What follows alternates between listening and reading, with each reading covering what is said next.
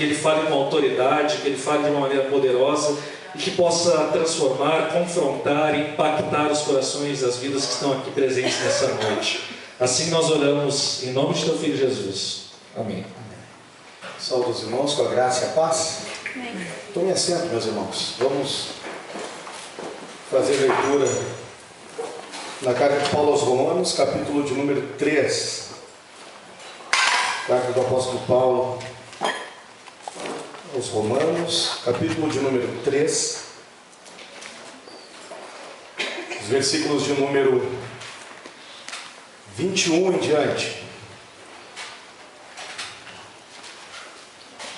Romanos, capítulo 3, versículos de número 21 até o versículo de número 28.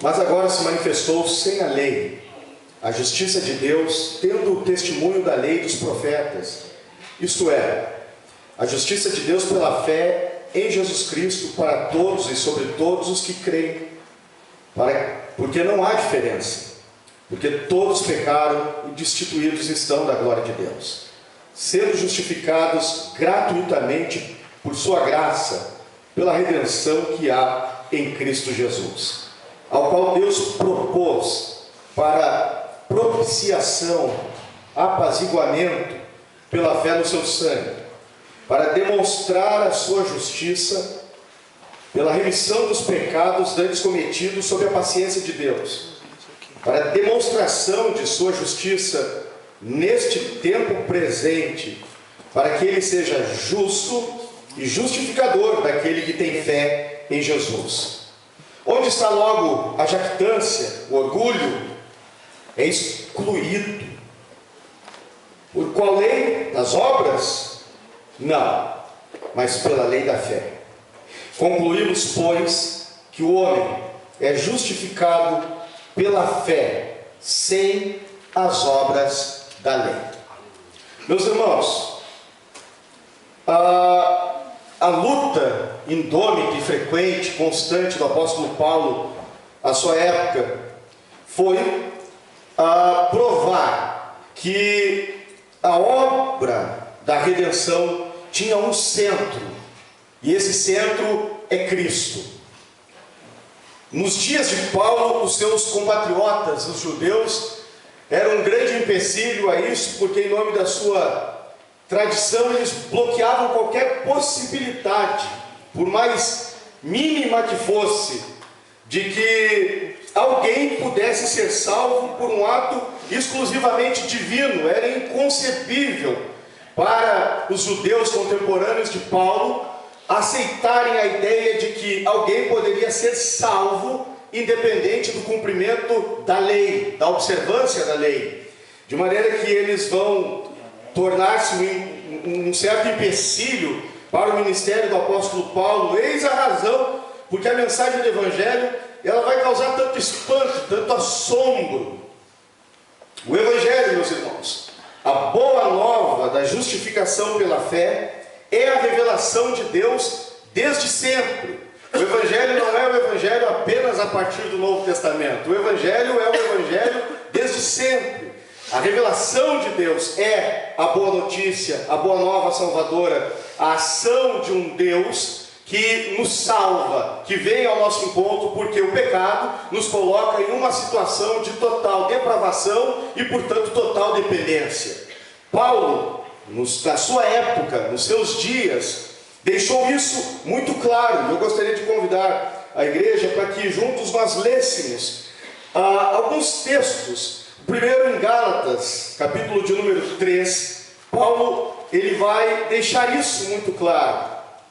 O Evangelho é o Evangelho desde sempre, não é uma nova mensagem, é a mensagem de Deus. Gálatas capítulo 3, os versículos de número 6 a 8, diz o apóstolo Paulo: assim como Abraão creu em Deus e isso lhe foi imputado, creditado como justiça, sabei, pois, que os que são da fé são filhos de Abraão.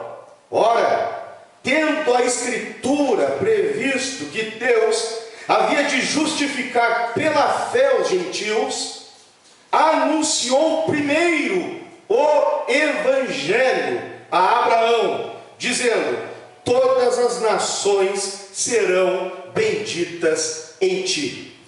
Meus irmãos, quanto a isso, não há uma concessão paulina, não existe amoldamentos a serem feitos, não existem concessões a serem feitas. Paulo, em relação a isso, ele é radical. O versículo de número 28 do texto que nós lemos hoje, no capítulo 13 de Romanos, ele vai dizer: concluímos, pois, que o homem é justificado somente pela fé, sem as obras da lei. Para Paulo, qualquer tentativa que fosse contrário a esse princípio era tratado com uma radicalidade apostólica destacável. Vamos ler juntos, meus irmãos, Gálatas capítulo 3, ainda aproveitando já que o texto possivelmente já esteja aberto, capítulo 3, os versículos de número 10 e 11. Olha o que diz o apóstolo Paulo: todos aqueles, pois, que são das obras da lei, estão debaixo de maldição, porque escrito está: maldito todo aquele que não permanecer em todas as coisas que estão escritas no livro da lei, para fazê-las. E é evidente que pela lei ninguém será justificado diante de Deus, porque o justo viverá da fé. Capítulo de número 5, versículo de número 4, olha o que diz Paulo. E aqui ele vai ser contundente. Ele vai dizer: separados estáis de Cristo, vós os que vos justificais pela lei, da graça tendes caído. A obra de Deus é nula a vocês. Se vocês querem aditar a graça de Deus, a obra de Deus, a justiça oferecida por Deus em Cristo, se vocês querem adicionar a isso o cumprimento dos mandamentos, regras, leis, cerimônias, a marca da circuncisão, Paulo chega ao extremo, e isso sem dúvida nenhuma era heresia para os seus contemporâneos judeus, quando ele diz: a circuncisão nada é. Nada é o ser circuncidado ou não ser circuncidado, sim o ser uma nova criatura em Cristo. Meus irmãos, o impacto dessa mensagem, ela causou desconforto, fez inimigos, mas a mensagem apostólica é essa: nós somos justificados, declarados justos diante de Deus apenas pela fé, sem as obras da lei. Portanto, meus irmãos, a obra da justificação, ela é uma obra que vai ter pelo menos 3 características. A primeira delas, ela é uma obra vicária, ela é uma obra substituta. Essa é a mensagem de Paulo, essa é a pregação paulina. E eu gostaria de ler com você 2 Coríntios, capítulo de número 5 e o versículo de número 21. Segunda carta de Paulo aos Coríntios, capítulo de número 5 e o versículo de número 21. Diz Paulo: aquele que não conheceu o pecado, o fez pecado por nós, para que nele, em Cristo, fôssemos feitos justiça de Deus. Bendito seja o nome do Senhor. Segunda característica, além de ser uma obra substituta, porque ele é então o nosso representante, assim como Adão era o representante da raça humana, e ao pecar, por meio de Adão, na qualidade de representante, trouxe a todos nós a imputação do juízo, do pecado, da morte.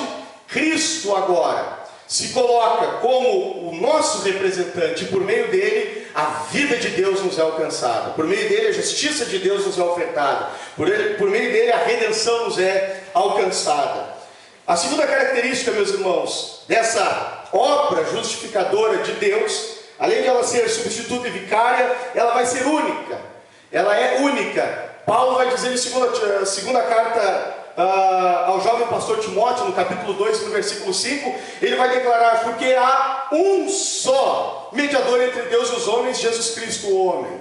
Portanto, é único essa oferta e esse trabalho, essa dádiva que Deus nos oferta em Cristo. E a terceira característica é que ela é uma obra exclusiva.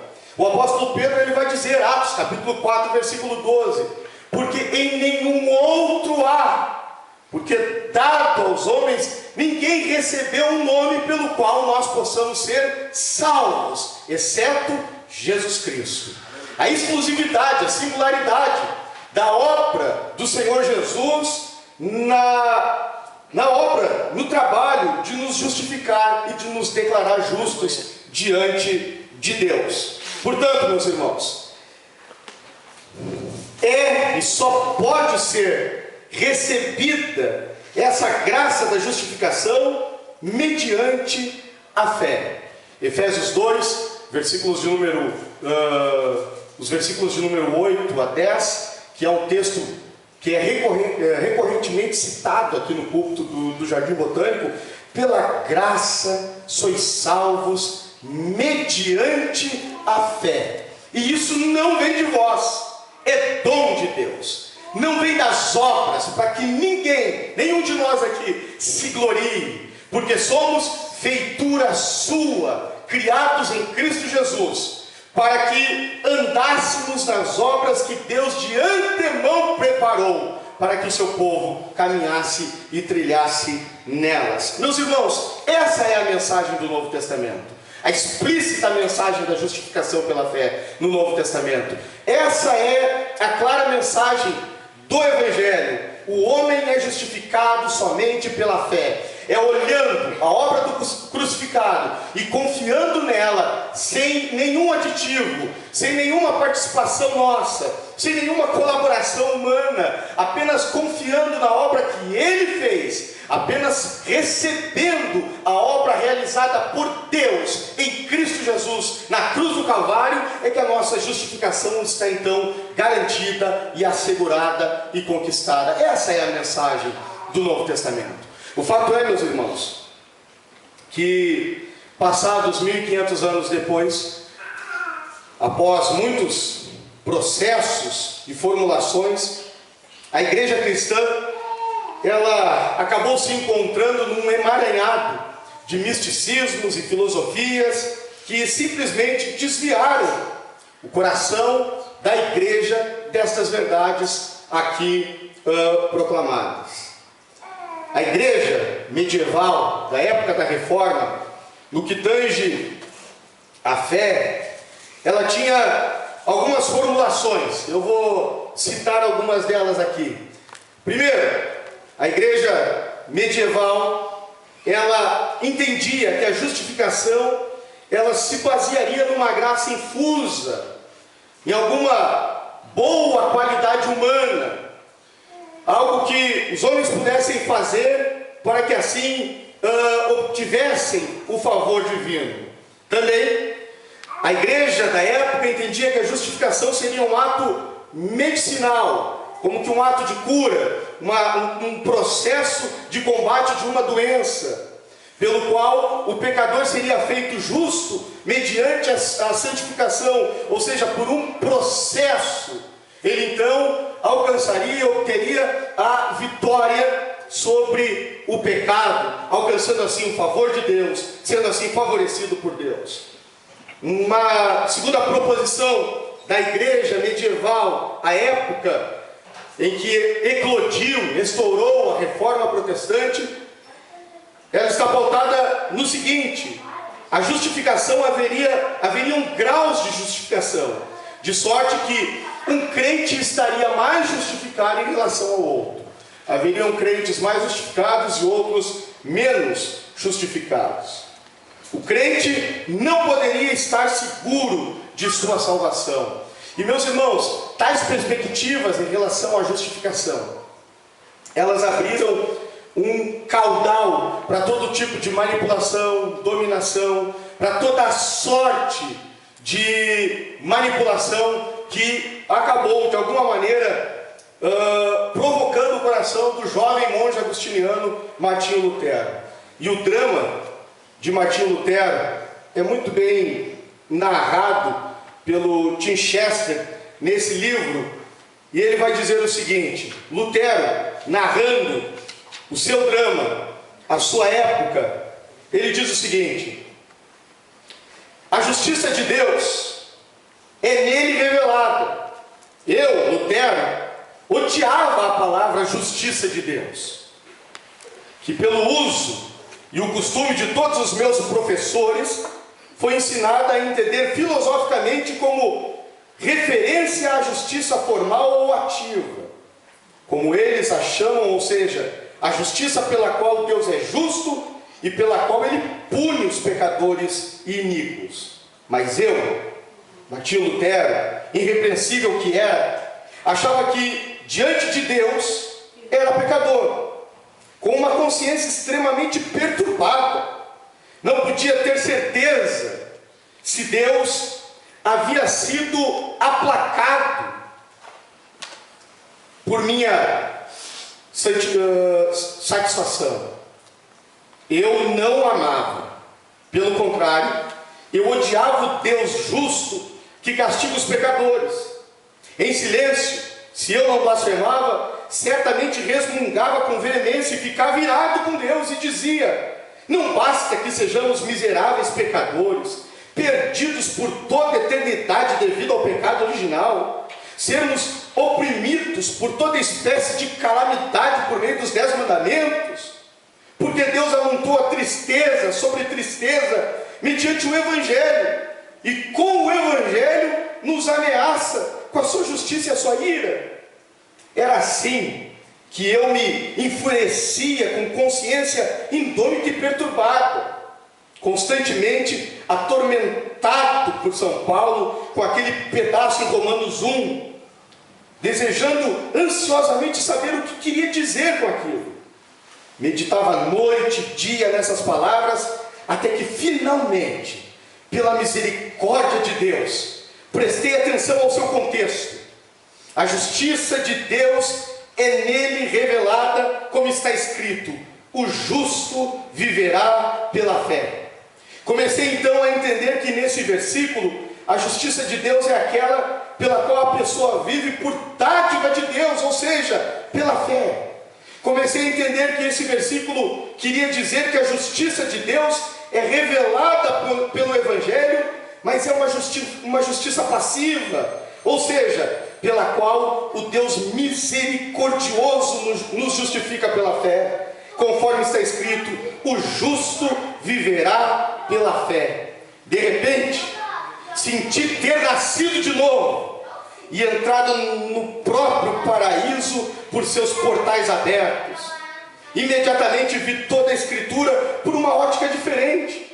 Percorri de memória as Escrituras e descobri que outros termos tinham significado semelhante, ou seja, a obra de Deus, que é o que Deus opera em nós, o poder de Deus, que nos torna poderosos, a sabedoria de Deus, com a qual Ele nos torna sábios, a força de Deus, a salvação de Deus, a glória de Deus. Estava estas minhas doces palavras agora, a justiça de Deus, com tanto amor quanto antes eu tinha odiado. Para mim, esta frase de Paulo era o próprio portal do paraíso. Aleluia! Essa experiência de Martinho Lutero, quando ele entende que a justiça ofertada por Deus e descrita no Evangelho não era refém da interpretação da igreja da sua época, que a entendia como o ato pelo qual Deus, então, sendo justo, iria condenar, julgar os pecadores. Nesse exato momento, meus irmãos, Lutero então vai dizer: nós temos aqui um problema, e um problema que só Deus pode resolver. Nós temos aqui o problema de um Deus santo, justo, homens pecadores, que para que sejam salvos, eles precisam de uma intervenção desse Deus, porque estão em um estado, em uma condição de rendição plena. Ou esse Deus santo faz algo por eles, ou nada será feito. E quando ele entende que a justiça de Deus é a oferta da graça, da misericórdia, é a oferta da bondade de Deus na obra da cruz, o seu confronto em relação a tudo que está sendo proposto à sua época se dá. E se dá, meus irmãos, de forma radical. Se a época se defendia que a justificação era um processo, Lutero diz não. Pela Escritura está muito claro. Não existe um processo gradual pelo qual eu vou sendo justificado, um pouco mais justificado, um pouco menos justificado. Não, essa é uma obra exclusiva de Deus e ela é uma obra cabal. A expressão justiça que nos é imputada é uma justiça que nos é creditada. Meus irmãos, quando Lutero fala sobre a justificação pela fé, ele usa alguns termos bem fortes. Ele diz essa iníqua revelação, porque ele diz: esses homens mereciam morrer, o que eles mereciam era o juízo, mas Deus em sua misericórdia, bondade e graça imputou, creditou, depositou sobre eles a sua justiça, a sua perfeição em Cristo Jesus. De maneira que ele vai dizer: isso não é processual, isso é uma declaração legal. Deus em Cristo, o Pai em Cristo, o Pai de quem declarou, quando do batismo de Jesus, os céus se abrem e a voz do Pai se faz ouvir, e ele diz: eis aí o meu Filho, em quem está o meu prazer. Ele, Cristo, que é o agrado do Pai, o prazer do Pai, aquele que cumpre a lei, aquele que tem a vida justa, perfeita, reta, em quem não se encontrou pecado. Jesus mesmo desafia os seus algozes fariseus, dizendo: o príncipe deste mundo vem aí e ele nada tem em mim. Esse Jesus se oferece no nosso lugar e na cruz paga o preço da nossa culpa, para que então a sua justiça, e é isso que Martinho Lutero vai dizer, para que essa justiça nos seja imputada, creditada. E a pergunta é: por que preço? Como é que se conquista isso? Como é que se agarra isso? Como é que eu posso me apropriar dessa justiça de Deus?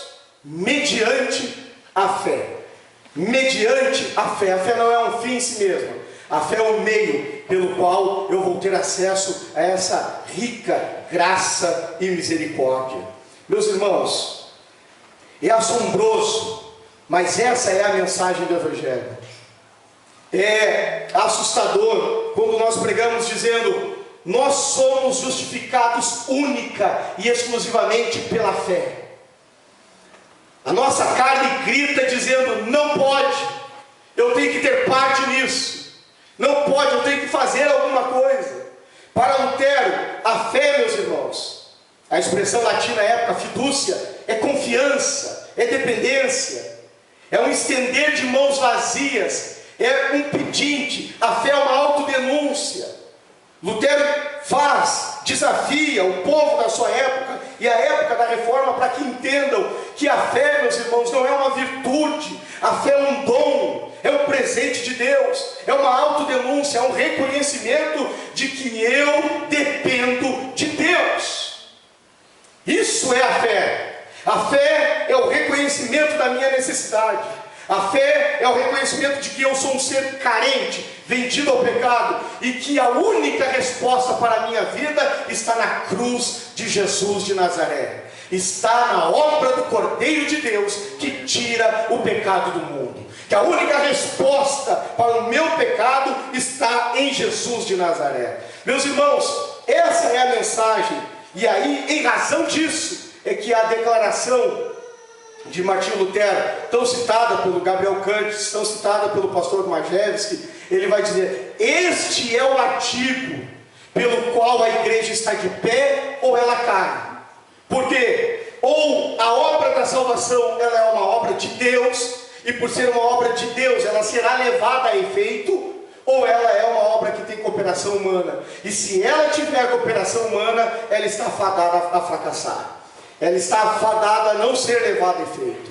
Então ele vai dizer: a justificação pela fé, o ato do recebimento da justiça de Deus em Cristo Jesus pela fé, pelo reconhecimento da minha necessidade e o depositar da minha confiança única e exclusivamente no crucificado, única e exclusivamente naquele que foi à cruz, aquele que sofreu as chagas por minha transgressão, pelo meu pecado, pela minha maldade, aquele que assumiu o meu lugar. A cruz era minha, a cruz era o meu lugar, a cruz eu era digno dela, mas Deus, que é rico em misericórdia, decidiu assumir o meu lugar. Quando eu, em confiança, deposito toda a minha esperança na obra do Cordeiro de Deus, eu sou alcançado pela dádiva maravilhosa da justificação pela fé, e diante de Deus sou declarado justo. E é isso, meus irmãos, que é assombroso, saber que a minha salvação não depende de mim. Aos olhos de Deus Ele me vê justo por Jesus Cristo. Eu sei que é assombroso pregar isso, porque às vezes alguém me ouvindo pregar pode dizer assim: mas essa mensagem é perigosa, isso pode conduzir as pessoas a uma libertinagem. Será que não existe um freio? Meus irmãos, não há freios, não existem auxiliares, não existem meios de auxílio a essa obra. Essa obra é única e exclusiva de Deus. Mesmo a fé, quando eu digo que confio em Deus, é porque houve uma iniciativa divina.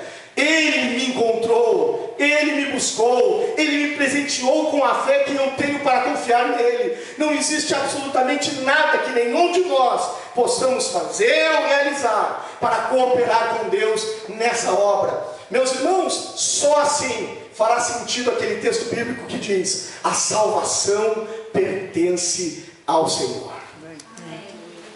Eu sei que é assombroso, eu sei que é, de alguma maneira, uma mensagem que nos assusta, mas essa foi a mensagem que a época da reforma, esse restaurar da mensagem neotestamentária, esse reencontrar da mensagem apostólica paulina, meus irmãos, essa e esse é o artigo pelo qual a igreja está em pé ou cai. Agora nós não podemos ignorar o fato. Não obstante nós sermos declarados justos diante de Deus, por outro lado, nós ainda permanecemos pecadores. E aí eu vou na esteira do Cândice aqui, que é quem sempre cita, né? O pensamento de Lutero, onde ele vai falar sobre os constantemente, permanentemente, simultaneamente, justo e pecador. Eu sou, ele fala no primeiro momento simultaneamente, depois sempre justo e pecador. Ou seja, diante de Deus, pela obra de Cristo, eu sou contemplado como justo, mas a realidade da minha natureza, ela me diz outra coisa. E que bom que eu estou falando de algo aqui que é comum a todos hoje à noite. Se eu estivesse falando de muito dinheiro, eu estaria fora da conversa, porque isso eu não tenho. Agora, quando o assunto aqui é a natureza pecaminosa, isso é comum a todos. Todos nós nos conhecemos muito bem. Me faz lembrar agora uma ameaça que fizeram a Jonathan Edwards. Mandaram dizer a ele: nós sabemos coisas terríveis sobre você. E a resposta dele é: fiquem muito tranquilos, o que eu sei de mim mesmo é muito pior do que aquilo que vocês pensam que sabem. Nós nos conhecemos, nós sabemos exatamente quem nós somos, nós sabemos os impulsos que nos acompanham, nós sabemos prazeres que habitam em nós. Nós conhecemos, nós sabemos, todos nós. E não existe nenhum de nós que não viva o drama dessa natureza pecaminosa e ruim que nos habita. Isso é comum a todos nós. Meus irmãos, quando nós entendemos que eu sou justo diante de Deus pela obra do Calvário, mas mesmo sendo quem eu sou, ao mesmo tempo justo e pecador, a graça de Deus continua me sendo ofertada.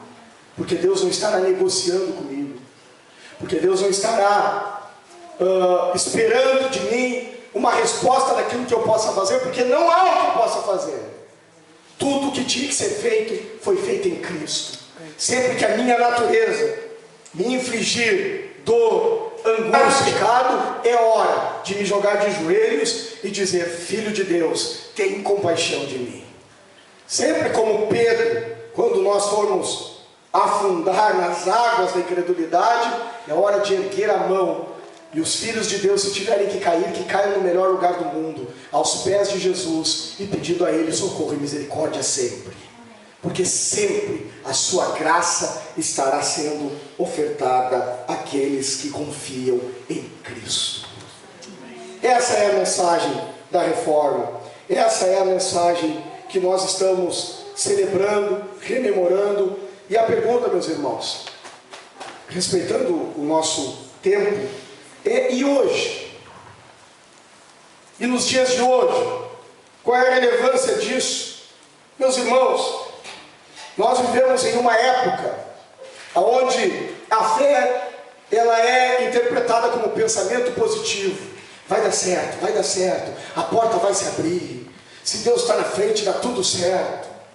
Nós vivemos hoje numa época em que a fé, ela é interpretada como um poder mágico, aonde se eu crer, coisas serão profundamente, radicalmente alteradas, a despeito de qualquer critério. Se eu crer, Deus fará. E aí nós vemos pessoas fazendo as campanhas mais absurdas, em nome dessa fé mágica, os 21 dias de sei lá o quê, aonde transformaram Jesus no gênio da lâmpada. E muito pior, porque o gênio da lâmpada ainda tem a ética dos 3 pedidos. Esse Jesus que o movimento neopentecostal oferece, ele é pior, porque ele não tem limite. O que determinar para ele, ele faz. As campanhas mais absurdas podem ser feitas em nome dele, que no final ele vai cumprir. A fé hoje, ela mergulha nesse misticismo destituído totalmente, radicalmente destituído de bom senso. Eu não estou falando nem da escritura, estou falando de bom senso. As campanhas de fé absurdas que são feitas dia após dia, e não é algo velado, é algo que está aí na televisão, não é? Apesar de que a televisão brasileira, especialmente a TV aberta, quem a utiliza sabe como que abre um bueiro, né? Mas em algum momento, quando alguém vai passar a procurar alguma coisa naquela oferta, esses dias eu fiquei apavorado. Eu comecei a procurar, assistir um telejornal. Meus irmãos, que tem de programa de igreja em televisão, é um troço assim que chega a cansar, né? Igreja, e a oferta é essa, esse poder mágico, essa negociata com Deus, que é só cumprir a campanha dos 7, os 15, os 21 dias, sei lá quantos dias, e no final, Deus fará. A fé, na época em que nós vivemos, ela é interpretada também como um sentimento que pode ser desvinculado da verdade, e que ainda assim manipulará a Deus. Eu sou cansado de ouvir gente dizendo: eu sei que o que estão fazendo lá não é correto, mas é que pela fé deles a coisa aconteceu. Como se a fé proposta pela Escritura Sagrada fosse esse sentimento que é totalmente desvinculado da Escritura, e que, porque eu creio, Deus fará, independente da sua palavra, da sua verdade. Jesus falou no Evangelho de João, no capítulo de número 7, no versículo de número 38, quem crê em mim, como diz a Escritura. Não basta simplesmente crer em Jesus. Que Jesus você crê? É esse Jesus, gênio da lâmpada? Esse não é o Jesus do Evangelho. Quem crê em mim, como diz a Escritura. E o que diz a Escritura acerca de Jesus? Ele é a oferta pela minha e pela tua culpa. Ele é o Deus encarnado que veio ao nosso encontro para nos resgatar dos nossos pecados. Emanuel, Deus conosco. Aquele que veio nos salvar da nossa miséria e do nosso pecado. Meus irmãos, a mensagem do Novo Testamento pregada e redescoberta à época da Reforma, ela continua tão atual hoje como foi a época da Reforma e como foi a época do Novo Testamento. E eu quero, meus irmãos, rapidamente dizer a vocês hoje à noite aqui, tendo em vista o entendimento claro sobre a justificação pela fé, nós precisamos, em primeiro lugar, não podemos de forma nenhuma entender que há em nós a possibilidade de resolver o problema do pecado. Só Cristo, somente o crucificado tem a resposta para o problema do pecado.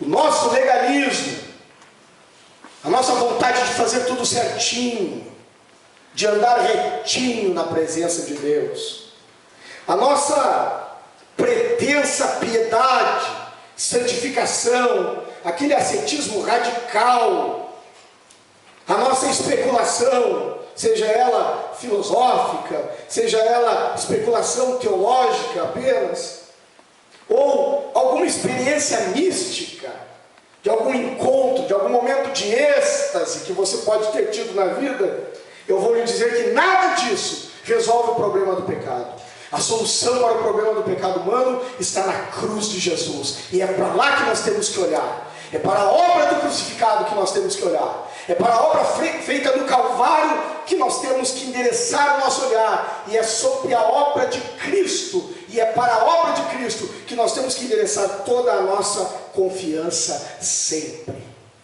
Segundo lugar, meus irmãos, se a fé que você ou eu diz ter te faz pensar positivamente, se alguém que acorda de manhã cantando, não é que nem muita gente depressiva, que caminha arrastando os pés, se essa pessoa positivista, de manhã acorda, o olho está brilhando, peito inflado, vai conquistar o mundo, não há barreiras, se a fé que você tem te faz ser essa pessoa positiva, e eu não estou aqui demonizando o positivismo, é extremamente melhor conviver com alguém positivo do que com alguém negativo, não é? Deve ser assim uma antessala do inferno viver com alguém que é extremamente negativo, ó vida, ó azar, não faz, vai dar errado, né? Ok, não há problema nenhum, mas se a fé que nós temos apenas nos faz pessoas positivas, alto astral, gente boa, alegre, se a fé que nós dizemos ter nos faz vencer as doenças, não tem doença que me abata, porque eu bato com o pé no chão, e eu digo, sai em nome de Jesus, e ela sai. Eu ponho a mão na cabeça e digo, sai, e ela sai. Se a fé que eu e você dizemos ter, ela nos faz enriquecer, prosperar, porque hoje a igreja atual não consegue falar das bênçãos de Deus sem mencionar o ter. A igreja atual não consegue falar da bondade de Deus sem mencionar uma conquista material. Na rua, quando se sai para pregar, a vendagem é: venha Cristo, e vai te curar, vai abrir a porta do emprego, venha Jesus, Ele vai resolver os teus problemas. Não se consegue falar da bênção de Deus em outros termos, senão em conquistas materiais. Se a fé que você diz ter é apenas uma fé que te faz conquistar, ter, possuir, mas essa fé, ela não te conduz a Cristo, se essa fé não te faz olhar para a cruz, se essa fé não denuncia em você a tua dependência de Deus, se essa fé, ela não te faz reconhecer a tua miséria e o teu pecado, e não te faz olhar para a cruz, essa fé que você tem, ela pode ser até algo interessante e bacana, mas ela não é a fé bíblica, porque a fé bíblica, ela é a confiança que é endereçada totalmente sobre Jesus, o Cordeiro de Deus, que tira o pecado do mundo. Terceiro lugar, a justificação pela fé, ela se dá sem qualquer obra antecedente, de preparação, atual ou subsequente. A justificação em Cristo, ela é completa e definitiva. Não pense, como muitas vezes, existe aquela, eu chamo de um alçapão evangelístico. Venha Jesus, Ele te ama, pecador miserável, Ele perdoa qualquer coisa em você. Aí o camarada acredita e vem. Aí quando ele vem, depois de 2 meses, diz, a cota de misericórdia diminuiu. Agora tu conhece. Agora não pode mais errar, porque agora já conhece. Isso não é bíblico, meus irmãos. Paulo, em Romanos capítulo 5, ele vai dizer que se Cristo nos amou quando éramos inimigos da cruz, inimigos de Deus. Se Cristo nos amou quando nós deliberadamente odiávamos a Deus, logo diz Paulo em Romanos capítulo 5, versículo 8, logo muito mais agora. Aleluia. Amém. Se a época em que eu era deliberadamente um inimigo da cruz, Ele me amou, logo muito mais agora. E eu vou aproveitar a esteira do Sola Gratia, da ministração do domingo passado, em dizer a você que isso não é uma amenização em relação ao pecado, isso não nos compete. Meus irmãos, eu quero dizer a você que se você ama Cristo, mas não é o cristão que gostaria de ser, continue olhando para a cruz. É na cruz que está a segurança da tua santidade, da vitória sobre o pecado. É na cruz, é na obra de Jesus que está a certeza de que você sim está no caminho do amor e da vontade perfeita de Deus. Por quê? Porque a expressão em Cristo, ela carrega consigo esse significado. Nós estamos em Jesus, nós estamos ocultos na justiça dele, e toda vez que o pecado te fizer cair, eu quero dizer a você, vá à cruz, vá ao Senhor, vá ao Cordeiro de Deus, porque Ele tira o pecado do mundo. Aleluia. Não aceite como definitivo nunca, porque se em você há desejo por Deus, se em você há o reconhecimento do teu pecado, há esperança na obra do Calvário, saiba que esse sentimento em você não é teu, foi Deus quem te deu. Bem-vindo ao caminho dos discípulos de Jesus de Nazaré. Graças a Deus. Talvez eu esteja pregando para alguém que não é tão maduro na fé, para alguém que olha assim para os obreiros, para os pregadores, e veem os obreiros como seres alados, assim, um pouco menor do que anjos. Não existe isso. Não se engane, não existe isso.